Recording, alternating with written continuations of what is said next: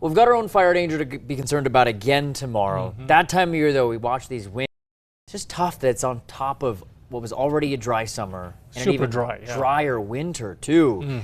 And we will see a little bit of rain and snow out of the storm system tomorrow, but most of us are going to be staying dry. We'll really be watching eastern New Mexico again tomorrow afternoon, where we could see wind gusts up to around 70 miles per hour and an extreme fire danger as well. 63 degrees still tonight down in Roswell. Much calmer conditions compared to earlier today when we had wind gusts up to around 40 miles per hour. Actually had areas of blowing dust down there again earlier that actually closed parts of the relief route around Roswell and caused some dense areas of blowing dust along Highway 285 south of Roswell down towards Dexter and Hagerman. But it was a very warm spring-like afternoon, made it up to 73 in Albuquerque, about 10 degrees above our average high temperature for this time of year. Roswell, Carlsbad tied for the warmest spot in New Mexico today, climbing up to 86 degrees. We were in the 80s as far north as Clovis, Santa Rosa. Santa Fe hit 70 this afternoon along with Gallup. Clayton almost hit 80 earlier this afternoon.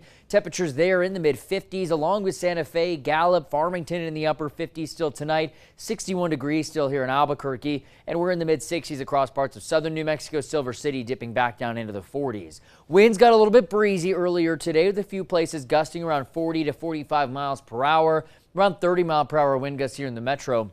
Winds have mostly died down tonight. A couple breezy spots out there, still gusting around 25 to 30. We've also seen some cloud cover really move in through the afternoon, even seeing a couple spotty rain and snow showers showing up on radar up along the Colorado state line. But I think most, if not all of that's actually evaporating before reaching the ground. So take a look at these winds that they're going to be picking up through the day tomorrow. This is 7 a.m., still mostly quiet conditions across the state. But by noon, we're already seeing gusts over 40 miles per hour for most of New Mexico. Few spots even measuring gusts over 60 miles per hour already by noon tomorrow. It gets even windier as we head towards 3 p.m. That's when we're going to be looking at widespread wind gusts over 45 miles per hour, with a few spots even getting close to 60 and 70 mile per hour wind gusts. As we head into Tuesday evening, those winds are slowly going to die down. By 7 p.m., it's still really windy out there. So the areas of blowing dust, that fire danger, still going to continue into Tuesday evening. Even by 10 p.m. tomorrow, we're still seeing a few wind gusts around 50 miles per hour, but it should settle down by Wednesday morning. High wind warnings and wind advisories are in effect for a large part of New Mexico. Blowing dust advisory is also going to affect tomorrow across southern and eastern parts of New Mexico. And of course, there's that big concern for the fire danger. Red flag warnings are in effect for a large area of the state as well. But we will see a couple spotty rain and snow showers out there, potentially moving into southern Colorado by 10 a.m. tomorrow, and then a couple spotty showers by Tuesday afternoon up around the Four Corners.